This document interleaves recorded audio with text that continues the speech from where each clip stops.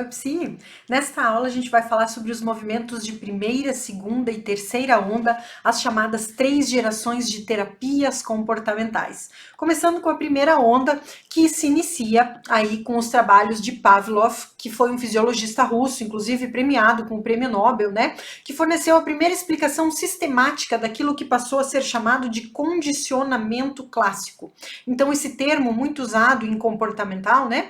Ele vem de Pavlov e dos estudos científicos realizados por este pensador russo aí, que comprovou que o comportamento ele poderia ser laboratorialmente induzido, né? E nós poderíamos induzir aí estímulos que iriam predizer comportamentos futuros, tá? Então foi o primeiro pensador nessa linha mais experimental, né? Ele influenciou Watson, que foi considerado o fundador do behaviorismo, que depois, né, foi implementar o condicionamento respondente, né?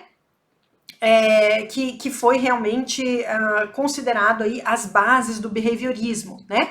Ele enfatizou a importância da objetividade nos estudos dos comportamentos, os quais deveriam ser feitos somente com estímulos e respostas passíveis da observação direta. Então, a primeira onda das terapias comportamentais é marcada com o foco 100% no comportamento observável, tá? Estudos laboratoriais e científicos que enfatizavam a importância de deixar de lado a subjetividade ou qualquer questão mental interna subjacente ao indivíduo para passar-se a analisar o comportamento propriamente dito e manifesto daqueles sujeitos, tá bem? Mais tarde, ainda na primeira onda, a gente tem Thorndike, que investigou o fortalecimento e o enfraquecimento do comportamento por meio das suas consequências. Então, foi um autor que foi o pai do Skinner, né?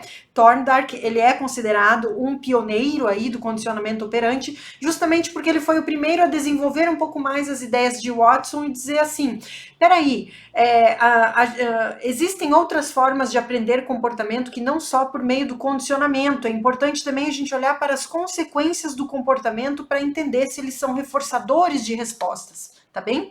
Então, a ideia de reforço e punição, ela vem de Thorndike, tá? Thorndike, desculpa, que é considerado o pai do Skinner, tá bem? Então, ele foi o seu antecessor. Esse tipo de aprendizagem, então, passou a ser chamado de condicionamento operante, né? Que foi uma teoria que Skinner desenvolveu depois, né? Na década de 50.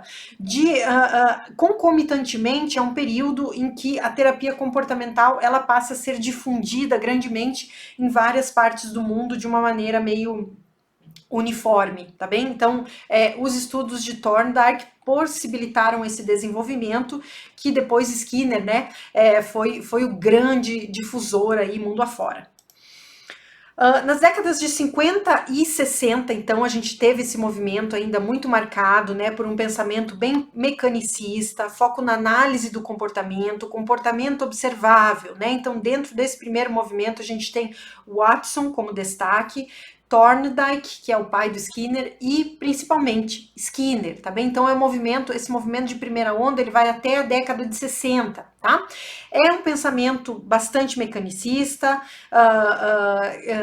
que dá pouca ênfase à relação terapêutica. Note isso, tá? Então, é análise do comportamento do sujeito e as terapias comportamentais desenvolvidas na época vão olhar para isso, como é que o indivíduo se comporta no seu meio, dando quase nenhuma ênfase para o relacionamento terapêutico, né? Ao contrário, por exemplo, do que dava a psicanálise. A psicanálise pressupunha, inclusive, os fenômenos da transferência e da contratransferência, né?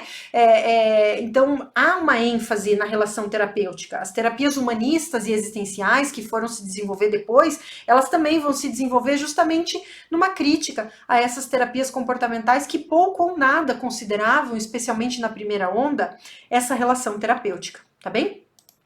Bom, aí nós temos um movimento de segunda onda que começa a se difundir ali nos anos 60, especialmente com Bandura, tá? Albert Bandura é o grande nome aqui da segunda onda, junto com outros que a gente vai ver na sequência, tá?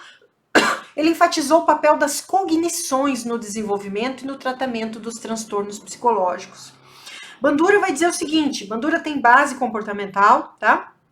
Mas ele começa a questionar o seguinte, tá? E aí ele introduz o movimento de segunda onda. Ele vai dizer o seguinte: beleza, Watson tem razão, Skinner também, todo mundo tá certo. A gente tem que olhar para o comportamento observável. Tem essa história de condicionamento respondente e operante, né? O condicionamento respondente de Watson e o operante de Skinner. Sim, a gente tem que olhar para a resposta. Mas deixa eu te falar uma coisa, a Bandura vai dizer. Tem um processo mental envolvido aí. Não é só o comportamento propriamente dito, estímulo-resposta, né? Então, que nem você bater o martelo no joelho e o joelho levantar. Não é assim que funciona com seres humanos, né? Há alguns processos mentais aí, a gente tem que olhar para isso, a gente tem que olhar para como é que a pessoa pensa. Cognição. Então, as terapias de segunda onda, elas começam a considerar não só a tua resposta comportamental, e começam, né, aquela coisa mais mecânica, e começam a considerar também processos mentais, cognitivos. Então, volta a ênfase para a mente, aquilo que tanto a psicologia comportamental rechaçou no seu início, que é, não vamos olhar para a mente, vamos olhar para o comportamento observável. E aí Bandura, na década de 60, começa a dizer assim, sim, temos que olhar o comportamento observável, porém tem processos mentais envolvidos, vamos olhar para isso também. Então ele desenvolveu um movimento, né, a sua teoria conhecida como teoria de aprendizagem social, e ele começou a observar que as cognições são um foco legítimo de terapia, né? Ao contrário do que propôs o Watson, né? Que foi a grande crítica de Watson, foi justamente esse estudo muito centrado na mente. Ele vai dizer, e daí Bandura vai dizer assim, não precisa focar na mente e dizer que é processo inconsciente, mas tem processos mentais que a gente precisa observar. Então, essa é a tônica da segunda onda, tá bem? Então, nessa época, a maioria dos terapeutas comportamentais acreditava que lidar somente com comportamentos observáveis era muito restritivo. Eles começam a perceber que tem alguma coisa a mais aí que precisa ser observada. Decorrente de Bandura vem outro pensador importantíssimo, inclusive, né, até hoje, né, influenciando as terapias até hoje, que é Aaron Beck, né, com a sua terapia cognitiva, muito importante, e também Albert Ellis com a terapia racional emotiva. Para fins de prova, sem dúvida, Aaron Beck, muito mais importante, muito mais recorrente, né, nas nossas provas. Ambos buscavam a modificação de pensamentos negativos, então olha a mudança de enfoque. Não vamos focar em mudar comportamento, vamos focar em mudar pensamentos disfuncionais que geram comportamentos disfuncionais. Essa é a tônica da segunda onda, tá bem? Então muda o foco da terapia. Em vez de focar no comportamento, vamos focar nos pensamentos que estão gerando esses comportamentos. Continua sendo uma terapia comportamental, porém com foco em como que a pessoa está processando esses pensamentos que estão influenciando o comportamento. É considerado uma evolução, até a introdução desse viés cognitivo nas terapias comportamentais. Por isso, são chamadas de terapias de segunda onda. A terapia cognitiva de Beck, então, ela começa a influenciar a terapia comportamental de Skinner, de Watson, né? Dando espaço à combinação de técnicas cognitivas com técnicas comportamentais, dando espaço para TCC emergir, terapia cognitivo-comportamental. Sim, vamos juntar as duas coisas, vamos olhar para comportamento e cognição, não vamos excluí-las, né? Vamos considerá-las. E aí é que vem, né, a TCC. Os terapeutas comportamentais sabiam que necessitavam de lidar com pensamentos e sentimentos de uma forma mais direta, mais central. Não tem como deixar o sentimento, o pensamento do sujeito, essas questões cognitivas de fora. Temos que olhar para isso também como sendo influenciadores diretos do comportamento observável de Watson, tá bem?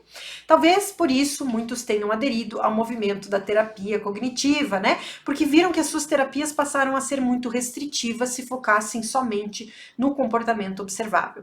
E aí a gente tem, né, essa fusão da TC e da terapia cognitiva, da comportamental com a cognitiva, e a gente tem aí o surgimento das terapias de terceira onda, ou terceira geração, que se refere a esse conjunto que emergiu aí nos anos 90 dentro da tradição da terapia comportamental. Dentre as mais famosas, a gente tem a terapia de aceitação do compromisso, a terapia analítico-funcional e a terapia comportamental dialética. A gente tem aqui também uma outra muito importante, que é o conceito de mindfulness, né? que a gente vê em aula própria, né? Então, essa noção de terapias de primeira, segunda e terceira onda é uma noção introduzida pelo trabalho de um comportamentalista contemporâneo chamado Reis, né?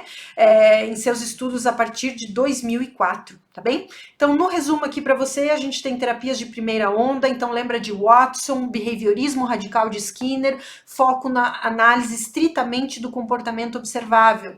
Terapias de segunda onda, a gente começa aí a ver Aaron Beck, né, introduzindo aí a noção, quem introduziu foi Bandura, né, o primeiro autor que introduziu, então a gente tem Bandura e Beck como os grandes representantes das terapias de segunda onda, trazendo essa noção de que o pensamento, as emoções, as cognições influenciam o comportamento, e aí a gente tem uma difusão grande a partir dos anos 90 de uma série de ramificações das terapias cognitivo-comportamentais na terceira geração, especialmente aí mindfulness para nossa prova, terapia de aceitação do compromisso, terapia dialética, né? E por aí vai, tá bem? Bom, de todo modo, a gente está falando de terapia comportamental, tá bem? E há pontos de convergência entre todas elas. Primeiramente, o método terapêutico é baseado em teorias da aprendizagem e da psicologia experimental. Todas essas ondas, né, e vertentes e autores da terapia comportamental vão considerar que a análise de comportamento perpassa necessariamente pela análise de como que o sujeito aprende, porque o comportamento é aprendido, seja por meio de processos observacionais ou cognitivos. Você aprende comportamento. Você não nasce sabendo se comportar da forma X ou Y, você aprende e você é influenciado pelo seu meio, né? E esse comportamento pode inclusive ser modelado, né? Ele pode ser reproduzido, né? Como vai dizer Bandura, na teoria de aprendizagem social, você aprende um comportamento socialmente observando seus pares, tá bem? Então, esse é o ponto de convergência. O terapeuta nas terapias comportamentais, de modo geral, ele foca em modificar comportamentos e ou cognições, a depender do viés, né? Considerados desajustados. Então, para todas as terapias comportamentais e cognitivo-comportamentais, o sujeito vai ter comportamentos que são desajustados, que causam sofrimento, que são socialmente inadequados, que geram uma demanda terapêutica. Esse é o foco da terapia. Não é o comportamento passado, não são questões pregressas ou inconscientes, é aquele comportamento que está incomodando, ou no caso dos cognitivistas, né, o pensamento disfuncional que vai gerar o comportamento disfuncional. Então, esse é o foco. Valoriza, sobretudo, a relação do paciente com o seu meio e não a relação com o terapeuta. Isso é muito importante de se observar. Todas as terapias comportamentais, as de terceira onda consideram um pouco mais, tá? Mas não é o foco da terapia comportamental a relação terapêutica. O foco é o sujeito no seu meio, tá? Como ele se comporta no seu contexto. Os sintomas para as terapias comportamentais nada mais são do que comportamentos selecionados para mudança e, portanto, têm valor relativo e são influenciados por fenômenos socioculturais. O sujeito sintomático é um comportamento, é um sujeito com comportamento desajustado que precisa ser modificado, nada mais. O sintoma não tem essa relevância central que teria, por exemplo, na psicanálise, tá bem? O terapeuta tem uma postura mais diretiva, não é um sujeito passivo que vai somente escutar, ele vai dirigir a conversa, ele vai orientar, ele vai inclusive dar tarefas para que o cliente ou o paciente desempenhe, porque é uma terapia de ação, né? Enquanto na psicanálise as mudanças operam por meio dos insights, do dar-se conta do paciente a partir do seu próprio discurso, né? Por meio da associação livre, nas terapias comportamentais a mudança se dá por meio de comportamento e cognições, alteração de pensamentos e comportamentos disfuncionais. Observa-se o comportamento manifesto, determina-se os antecedentes, os consequentes e, por fim, opera-se para que esse comportamento manifesto se modifique, assim como as cognições. Então, o foco é bem outro, né? Como você pode observar. A mudança aparente é o principal fator para que se avalie o sucesso da terapêutica. Como que você avalia se um paciente está bem, está pronto para ter alta? Como você avalia que um processo terapêutico chegou ao fim? A partir da mudança de comportamento, né? Ou da mudança de pensamentos disfuncionais que geram sofrimento. É assim que a linha terapêutica comportamental vai atuar. Ficamos por aqui. Bons estudos, até a próxima!